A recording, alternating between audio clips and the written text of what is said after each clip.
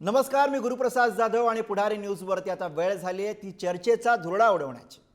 राजकारणामध्ये जसं स्वस्थ बसून चालत नाही तसंच फार काळ अस्वस्थ राहूनही चालत नाही, कारण राजकारणातली ही अस्वस्थता चर्चेला वाट मोकळी करतेस। आणि अशात एका अस्वस्थतेची सध्या राज्याच्या राजकारणामध्ये चर्चा सुरू आहे। ही अस्वस्थता आहे शिंदेंच्या शिवसेनेची, जी कुठे नाराजीतनं व्यक्त होतीये तर कुठे विरोधकांच्या दाव्यांमधनं तर कुठे नेत्यांच्या अलिप्ततेमधनं। पालकमंत्री पदाची घोषणा होताच शिंदे साहेब गावी निघून जातात, कामासाठी आल्याचं स्पष्टीकरण देतात। तिकडे ज्येष्ठ नेत्यांना पालकमंत्री पदापासून डावललेलं असतं आणि त्यावरनं वाद रंगतो, तर विरोधक याच दरम्यान त्यांच्या पक्षाची दोन शक्ल होण्याचे दावे करतात। सत्ता हाती नसताना कसे मनाविरुद्ध निर्णय होतात याची सुद्धा प्रचिती तिसरीकडे येत राहते। आणि याच सगळ्यामुळे प्रश्न पडलाय की शिंदेंच्या शिवसेनेमध्ये नेमकं चाललंय काय, आणि याच विषयावरती आहे आज आपला चर्चेचा धुरळा।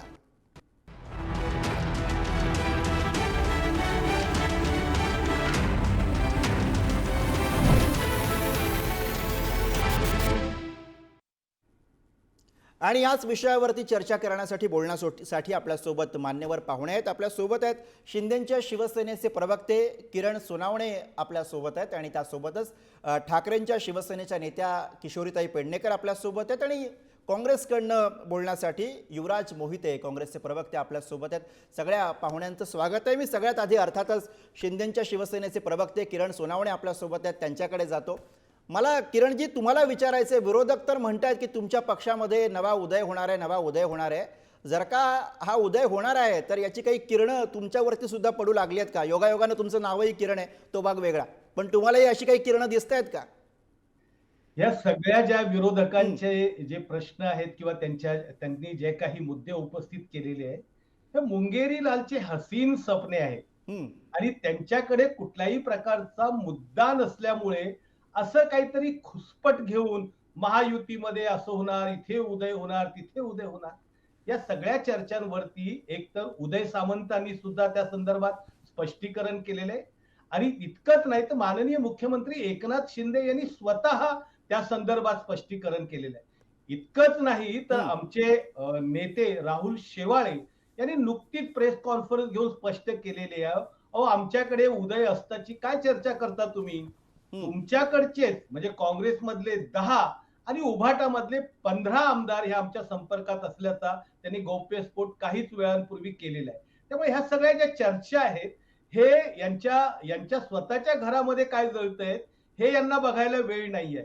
हे एकात एक पाय अडकवून एकमेकांच्या तगड्या अडकून पडण्याच्या स्थितीमध्ये आहेत, आणि महायुतीमध्ये ऑलबेल चालू असताना सगळ्या पद्धतीनं ठीक असताना हे पण असे महायुतीमध्ये सगळं काही आलबेल आहे असं जे तुम्ही म्हणताय तसं दिसत नाहीये। म्हणजे पालकमंत्री पदाबाबत इतका सगळा खल होतो, इतका विलंब होतो, तो भाग वेगळा। विलंबानंतर एक यादी प्रसिद्ध होते, मुख्यमंत्री तिकडे दावोसला जातात, आपले उपमुख्यमंत्री तिकडे दरेगावामध्ये जातात, मग ते नाराज आहेत का याची सगळी चर्चा होते। दुसरीकडे दादा भुसेंसारखा ज्येष्ठ नेता तुमच्या पक्षातला नाराज दिसतो, स्थगिती द्यावी लागते, एवढ्या सगळ्या गोष्टी घडतायत। भरत गोगावले तिकडे नाराज आहेत, तिकडे स्थगिती दिलेली आहे, मग सगळं काही महायुतीमध्ये अलबेल आहे हे जे तुम्ही म्हणताय ते कशाच्या जोरावर, असा प्रश्न लोकांना पडणार आहे। याचं कारण असं आहे की तुम्ही पहा की कुठल्याही पद्धतीनं 3 पक्षांचं समजा जर सरकार किंवा 2 पक्षांचं सरकार जर चालू असेल तर सरकारमध्ये थोड्याफार प्रकारच्या ऍडजस्टमेंट पुढे मागे होत असते, आणि याच्या संदर्भात स्वतः माननीय मुख्यमंत्री एकनाथजी शिंदेंनी प्रसार माध्यमांना सांगितलं की भरत गोगावले जे नाराज आहे त्यांची नाराजगी रास्त आहे, त्यांनी त्याचं समर्थन केलंय नाराजगीचं। म्हणजे त्यांनी असं नाही म्हटलं की आमच्या पक्षामध्ये काय, आणि त्यांनी इतक्या वर्षे काम केलं म्हणून त्यांनी जर मागत असतील पालकमंत्री पद तर त्यात कुठे गैर आहे। राहिला बाकी सगळ्या गोष्टींच्या बद्दलचं तुम्ही पाहत असताना आता दाऊदचा जो म्हणजे दौरा आहे हा पूर्वनियोजित आहे मुख्यमंत्र्यांचा, आणि असं कुठल्याही प्रकारचं काही नसताना म्हणजे विरोधकांकडे काही मुद्दे उरलेले नाहीये। स्वतःच्या काँग्रेस एकीकडे वेगळ्या पद्धतीने चालतंय, तिकडे शिवसेना एकला चलोचा नारा देत मुंबई महापालिकेमध्ये नारा देते आहे। हे कशा पद्धतीने यांना तशा पद्धतीचा कुठलाही म्हणजे मला वाटत नाही की असं काही त्यांना अधिकार आहे या संदर्भात महायुतीमध्ये काही वेगळं चाललेलं आहे, असा उदय होणार आणि असा अस्त होणार बोलण्याचे। किशोरीताई, सोनावणे जे म्हणतायत की सगळं काही आलबेल सुरू आहे, तुमच्या चष्म्यातनं काय दिसतंय? आलबेल दिसतंय का सगळं? नाही नाही, मुळामध्ये ह्या प्रवक्त्यांना फक्त तोंड पूजेपणा करायला ठेवलेलं आहे. वास्तव मानायला तयार नाहीये. हम्म, वास्तव हेच आहे, रस्त्यावरती जेव्हा तुम्ही जाळपोळ करता, रस्ते अडवता गोगावल्यांसाठी, मग तीच हिंमत तुमची मुख्यमंत्र्यांकडे का होत? का लोकांना तुम्ही त्रास देताय? हम्म, आणि वर तुम्ही आज जे काय 2022 पासून जो काही चाललंय ते फार तुम्हाला असं वाटतंय की काय निवडून आलं हा आकडा लागला, बरोबर आहे. तो कसा लावलाय, काय लावलाय, तोही लोकांना कळलेला आहे. पण ज्या पद्धतीने तुम्ही सांगताय किरण उदय होणार, तुमच्या नावात किरण किरण आहे, पण तो काय उजेडाचा किरण दिसत नाही. त्यामुळे जे तुमच्या पक्षात चाललंय, मुख्यमंत्र्यांचं उपमुख्यमंत्री बनले, उपमुख्यमंत्र्यांचं असं काय घडल्यावरच दरे गावात काम असतं? अमावास्या जवळ आल्यानंतरच दरे गावात काम असतं? हे काय आहे? कुठल्या बाजूने आपण महाराष्ट्र नेतोय? नक्की मुख्यमंत्र्यांना मी धन्यवाद देईन. दावोस मध्ये जाऊन हिंमत तर केली आता त्यांनी बिझनेस आणायचं. फक्त दुर्दैव हे की जे उद्योग मंत्री आहेत ते गेल्या वेळेला पण होते, त्याच्या आधी पण होते आणि आता पण आहेत. ते किती सकारात्मक काम करतायत हे आता पाहायला लागेल महाराष्ट्रात. त्यामुळे 3 चाकाच्या गाडीचं 2 चाकं डगमळत आहेत. एक चाक मुख्यमंत्री रेटून पुढे नेण्याचा प्रयत्न करतायत, पण ही धुसफूस ही लोकांना दिसते. आणि तरी म्हणायचं वर तोंड करून की काहीच नाही, सगळं आलबेल आहे. उलट असावंच. महाराष्ट्राने तुम्हाला कौल दिलाय, आम्ही मानतोय, लागा कामाला, महाराष्ट्राच्या हिताची कामं करा. महाराष्ट्रामध्ये बेरोजगारी आहे, महाराष्ट्रामध्ये महिलांचे प्रश्न आहेत. आता काल परवापर्यंत आजपर्यंत ऐकतोय 1,500 रुपये मध्ये अख्खा महाराष्ट्र काबीज केलात. फक्त एक म्हणतो देणार नाही, एक म्हणतो कापून घेणार आहे, एक म्हणतो कायम ठेवणार आहे. एक वाक्यता महिलांसाठी दिसत नाही. कालच एक रिपोर्ट आला, शिंदेचा एन्काउंटर. कुठे नेलाय तुम्ही महाराष्ट्र? आम्ही नाही म्हणा तो कोकर्माच होता, तो मेलाच पाहिजे होता, पण त्या कायद्याच्या संविधानाच्या माध्यमातून तो मेला पाहिजे होता. कोणी उठेल काल सैफ अली खानच्या घरात? कारण आपल्या पोलीस खातं हे जे आहे ते 3 लोक वापरत आहेत आणि त्या लोकांचं मनोबल खाली झालंय, खच्चीकरण झालंय. आणि त्याच्यामुळे हा जे कुकर्मे करतायत त्यांचा धीर चेपलाय. बीडमध्ये आत्ता बीडमध्ये चालू बीडमध्ये आज पण काहीतरी कोणावर तरी गोळीबार झाली. 1200 तुम्ही वेपन देता, गोळीबार होत आहे आणि तरी म्हणताय महाराष्ट्र हलबेल आहे. अरे वा. सो किरण, जरा किरणाला नीट पाडा. बोलायचं म्हणून बोलू नका. आम्हाला जे काय कमकुवत तुम्ही केलं, पण जनतेने नाही केलंय हे लक्षात घ्या. आणि आजही उद्धव बाळासाहेब ठाकरे यांच्या बरोबर त्यांचे शिवसैनिक जनता त्यांच्या सोबत आहे, हे आपल्याला मुंबईच्या येणाऱ्या ह्याच्यात दिसेलच. बरं, युवराज मोहिते सर आपल्या सोबत आहेत, काँग्रेसचे प्रवक्ते आहेत. मोहिते सर, मला तुम्हाला विचारायचं आहे की असं होतं दरवेळेला, जर का यांच्या पक्षामध्ये अस्वस्थता असेल, म्हणजे शिंदेच्या शिवसेनेच्या पक्षामध्ये अस्वस्थता असेल, तर ती आधी ठाकरेंच्या शिवसेनेला दिसते. पण यावेळेला असं झालं की काँग्रेसच्या नेत्यांना ती आधी दिसलेली आहे. तुम्हाला कशी अस्वस्थता जाणवतीये? नाही, असं आहे, ज्या पद्धतीनं हे सरकार फॉर्म झालेलं आहे ते एरर सहित फॉर्म झालेलं आहे. आणि ते एरर जे आहेत फॉर्म होताना ते आता आपल्याला दिसत आहेत. आणि खरं तर इतक्या लवकर ते दिसतील अशी अपेक्षा नव्हती. आता कुठे सरकार सुरू झालंय आणि लगेच ते दिसायला लागले. म्हणजे आमचा अपेक्षाभंग झाला तो एवढाच की अरे थोडा काळ तरी जायला पाहिजे होता. पण नव्याच 9 दिवस जाऊन द्यायला पाहिजे होते, एन्जॉय करायला पाहिजे होते. हॅलो, हा, नव्याच 9 दिवस पण होऊ दिले नाहीत. एक्झॅक्टली. म्हणजे मी तेच सांगतो ना की आमचाही सगळ्यांचाच असं एक अपेक्षाभंग झाला की अरे हे होणार माहित आहे. कारण ज्या पद्धतीने हे सरकार ज्या पायावर उभा आहे तो पायाच एरर आहे, त्या पायातच चुका आहे, त्या पायातच ज्याला आपण म्हणतो की अनैतिकता आहे. आणि अशा पायावर जेव्हा हे सरकार उभं होतं तेव्हा ते सरकार किमान काही दिवस चालेल असं वाटलं होतं. आणि त्याच्यामध्ये किमान काही आता इतकं थम्पिंग मेजॉरिटी आजवर कधी नव्हती एवढी आलेली आहे. पण शेवटी ज्या कारणासाठी हे सरकार उभं राहिलंय ते कारण काय होतं? ती होती सत्तेची अभिलाषा, ती होती खोक्यांची भाषा आणि ती होती कुठल्याही पद्धतीची निष्ठा नसणं. महाराष्ट्रामध्ये अशा पद्धतीचं जेव्हा जेव्हा कधी ज्याला म्हणतो आपण की पक्षांतर होतात, पण ही झाली होती पक्ष चोरांतर झाली होती. चोरली होती पक्ष, चिन्ह सगळं चोरलं होतं. प्रश्न एवढाच आहे की ज्या पद्धतीने एकनाथ शिंदे हे अचानक पक्षातनं बाहेर पडले आणि त्यांना हिंदुत्वाचा पुळका आला, आता हिंदुत्वात कुठे गेलेलं आहे? आता त्यांना त्यांच्या दरे गावात का जावं लागतंय? काय झालं असं? त्यांनी हे लोकांना सांगायला पाहिजे. बरं, हे दरे गावात जाण्याची ही जी प्रथा आहे हे आता महाराष्ट्राला नवीन नाही राहिलेली. हे तिसऱ्यांदा घडलेलं आहे. जेव्हा जेव्हा ते रुसतात तेव्हा ते दरे गावात जातात. बरं, ते रुसतात का? याचे कारण स्वच्छ आणि स्पष्ट आहे. भाजपची जी नीती आहे वापरा आणि फेका, तो वापर त्यांचा झालेला आहे. भाजपची सत्ता आलेली आहे, थम्पिंग मेजॉरिटी त्यांना आहे. त्यांना ज्यांना वापरलं ज्यांना त्यांनी पायाचा दगड केलं, त्या दगडांची आता त्यांची हे संपलेली. मोहिते सर, मी याचं उत्तर घ्यायला जातो, कारण तुम्ही जी लाईन आता खरं तर बोलताय तीच मागच्या 2 दिवसापासून सुरू आहे की शिंदेचं महत्व संपलेलं आहे, उपयोग भाजपसाठी संपलेला आहे, अशी टीका वारंवार विरोधक करतात. सोनावणे, कसं उत्तर द्याल या सगळ्या टीकेला? एक लक्षात घ्या की विरोधकांकडे जसं मी म्हटलं तुम्हाला की तेच मुद्दे वारंवार त्यांच्याकडे आहेत. नवीन मुद्दे काही मांडण्यासाठी नाही. दुसरी गोष्ट, तुम्हाला कदाचित महाराष्ट्राच्या राजकारणाचा जर थोडाफार अभ्यास असेल तुम्हाला एक कळेल महाराष्ट्रामध्ये ज्या पद्धतीचं म्हणजे माननीय मुख्यमंत्री एकनाथ शिंदेनी त्यांच्या काळातल्या सरकारमध्ये काम केलं, तर एकनाथ शिंदे हे महाराष्ट्रातलं मधल्या फळीतलं अतिशय प्रभावी नेता म्हणून पुढे आलेला आहे. आणि त्याला या प्रभावी नेत्यांकडे मुख्यमंत्री पद गेलं नाही आणि त्यातनं आलेली खतखत असं पण याच्याकडे बघायचं का? त्यातनं दरेगावात जाण्याचा मुद्दा वारंवार काढला जातो. मुख्यमंत्र्यांनी स्वतः त्याच्या संदर्भात स्पष्टीकरण दिलेलं आहे, दरेगावातून दिलेलं आहे की मी माझ्या गावी येतो. आता कुणी गावी जाणं, कुठेतरी काय गावी जाणं, बाकीचे मुख्यमंत्री काय गावी जात नव्हते.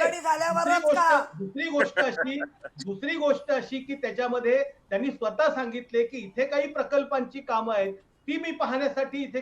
पण नाही, प्रॉब्लेम असा होतो ना सोनावणे की 2 उपमुख्यमंत्री आहेत राज्याला. एक उपमुख्यमंत्री नॉट रिचेबल झाले की वाटतं काहीतरी नाराजी आहे, दुसरे उपमुख्यमंत्री दरेगावात गेले की वाटतं काहीतरी नाराजी आहे. चुकीचा मेसेज लोकांमध्ये जातो, हा आक्षेप आहे. उपलब्ध आहे. आणि ह्या सगळ्या मुद्द्यांना प्रत्येक वेळी याचा पक्ष चोरला येतात. अरे लोकांनी निवडणुकीत दाखवलं ना स्पष्टपणे, तुम्हाला नाकारलं. लोक तेच म्हणतात आम्ही तुम्हाला एवढं बहुमत दिलं, असं काय करता? लोक म्हणतात एवढे आकडे तुम्हाला दिलेले आहेत आणि तुम्ही जर का हे नाराज खेळत राहिलात तर आमची कामं कोण करणार? किशोरीताई थांबा, सोनावणे थांबा, किशोरीताई बोलतायत. किशोरीताई बोला. मोहिते सर येतो. वडट्टीवार बोलत असतात, ते वडट्टीवारच कधीतरी ऐकून घेऊयात ना. भाजपच्या वाटेवर होते, हे कुठल्या पद्धतीने करताय? बर किशोरीताई बोला. किशोरीताई बोला. मुळामध्ये तुम्ही आता जे सांगताय ना सोनावणे की आम्हाला बहुमत मिळालंय, नक्कीच मिळालंय. आकड्यांचं गणित चालतं आणि आकड्यांच्या गणिताला संविधानामध्ये मान्यता आहे, त्याबद्दल नो डाऊट. परंतु त्या आकड्याच्या गणितामध्ये तुमचं कुठलंही या महाराष्ट्राचं भविष्य दिसत नाही. इथे मंत्री मिळालं नाही म्हणून रुसायचं, मंत्री दिल्यानंतर पालकमंत्री नाही दिलं म्हणून रुसायचं आणि रस्त्यावर तमाशे करायचे आणि वर तरी म्हणायचं की आमच्यामध्ये सगळं आलबेल आहे. ही कुठली पद्धत? म्हणजे सरळ महाराष्ट्राला, महाराष्ट्राच्या जनतेला पूर्णतः गृहीत धरलंय. आम्ही जे करू ते मान्य करा. आणि तुम्ही जे काय केलंय ते त्याला प्रत्येकाला माहितीये काय केलंय. त्यामुळे तुम्हाला मान्यता दिली आहे लोकांनी, आम्ही मानतोय. तर मान्यतेप्रमाणे महाराष्ट्रामध्ये ते उजेड पडू दे, तो दिसू दे. तुमचे एक कोणतरी म्हणतोय मी 20 घेऊन जाणार, इकडे तुम्ही म्हणताय 15 घेऊन जा. ज्यांना कोणाला घेऊन जायचंय ते कधीही घेऊन जाऊ शकतात. आम्ही कधीही त्यांना नाकारलेलं नाही. जे आहोत ते निष्ठेने लढू आणि जिंकू, हे कायम ब्रीदवाक्य आमचं. तुम्हाला अजूनही 15 आमदार हवे तर घेऊन जा, येणारे येतील. पण जे आज आमदार म्हणून तुमच्या बरोबर आहेत त्यांची काय वाट लागते तेही बघा. मोहिते सर बोला. मला एवढंच म्हणायचं याच्यामध्ये की हे जे आहे ना की म्हणजे विरोधकांनी सांगितलं की यांच्यामध्ये किंवा विरोधकांना सांगायची गरज नाही, ती दिसते की याच्यामध्ये किती मतभेद आहेत आणि ते कसे नाराज आहेत आणि त्यांचं आता महत्व कमी झालेलं आहे. पण ह्यांनी काय सांगायचं, नाही नाही आमच्या इथे काय अलबेल आहे आणि हे 10 येणार आहे, ते 15, अरे घेऊन जा. माझं असं म्हणणं आहे, आता महाराष्ट्राला हे नवं नाही राहिलं की तुमच्या सत्तेसाठी तुम्ही जे फोडाफोडी केली ती झाली. आता तुम्ही अजून सांगता, अजून तुमची भूक सुटलेली नाही आहे फोडाफोडीची, अजून फोडा. माझं म्हणणं एवढंच आहे, आमचं एवढंच म्हणणं आहे की आता सत्ता आली त्या माझं तो भस्म्या हो दे ताई तो भस्म्या हो द्या. माझं म्हणणं एवढंच आहे, तुमच्या ज्या शिवसेनेला आता तुम्ही म्हणता अधिकृत शिवसेना ती सत्तेवर आलेली आहे, त्या शिवसेनेतला जो नवा उदय येतोय त्याच्याकडे लक्ष ठेवा. तो किती घेऊन जातोय, डावस मध्ये आता त्याच्यावर किती गेलेले आहेत याच्यावर लक्ष ठेवा. ते पक्ष काय पडायचे ते राहू द्या. नवा उदय होतोय, हे नवा उदय होतोय मान्य करताय का? नवा उदय होतोय,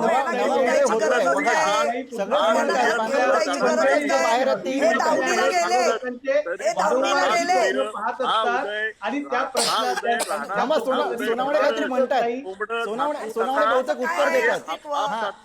आता आधी लक्ष ठेवा, कारण ज्या पद्धतीने जे तुम्ही शस्त्र चालवलं ना लोकांवर, ते शस्त्र आता तुमच्यावर चालणार, ते शस्त्र आता तुमच्यावर चालणार. आणि म्हणून हा जो उदय होतोय ना, या उदयवर लक्ष ठेवा. तुम्ही आता ह्याचं 10 आले तिथलं 10 आले ते संपला विषय.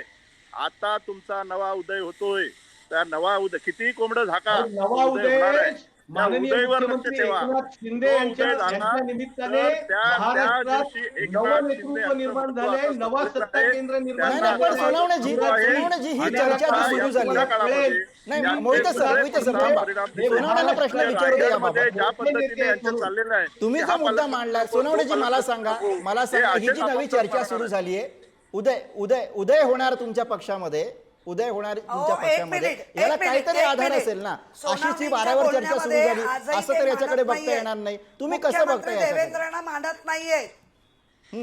अगदी बरोबर आहे. मुख्यमंत्री देवेंद्रांना ते मुख्यमंत्री मानत नाहीत. आजही ते बोलतायत माननीय मुख्यमंत्री. अहो विचार करा, मुख्यमंत्र्यांना झाले. अगदी शेवटची 2 मिनिटं आहेत सोनावणे यांच्याकडे उत्तरासाठी जाऊयात. अगदी शेवटची 2 मिनिटं आहेत सोनावणेजी. हा बोला. भाजप सोबतच्या तुमच्यातल्या संघर्षातनं हे सगळं सुरू झालंय का? असं काही नाहीये. आम्ही शिवसेना प्रमुख बाळासाहेब ठाकरेंचा विचार घेऊनच भाजपच्या सोबत आहोत, एकनिष्ठेने आहोत त्यांच्या सोबत. सगळ्या याच्यामध्ये आताच तुम्ही पाहिलं असेल की दिल्लीच्या निवडणुकीसाठी भाजपला पाठिंबा दिलाय. JP नड्डांना दिसत नाही विचार तुमच्याकडे. आमच्या नेते एकनाथजी शिंदे यांनी. आणि कुठल्याही पद्धतीने महायुतीमध्ये ज्या काही सगळ्या ऑलबेल आहे, कुठल्याही पद्धतीचे जसं मी पहिल्यांदा सांगितलं की मुंगेरी लालचे हसीन सपने आहेत, ते कधीच पूर्ण होणार नाही.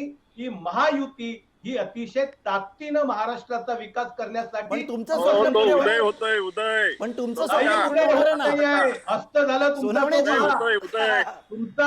तुमचा विधानसभेमध्ये अस्त झाला युवराजजी, काही राहिलं नाही. भाजपला तुमची गरज राहिलेली नाही. आता नवा उदय होणार आहे. हो, महाराष्ट्र गावात जाऊनच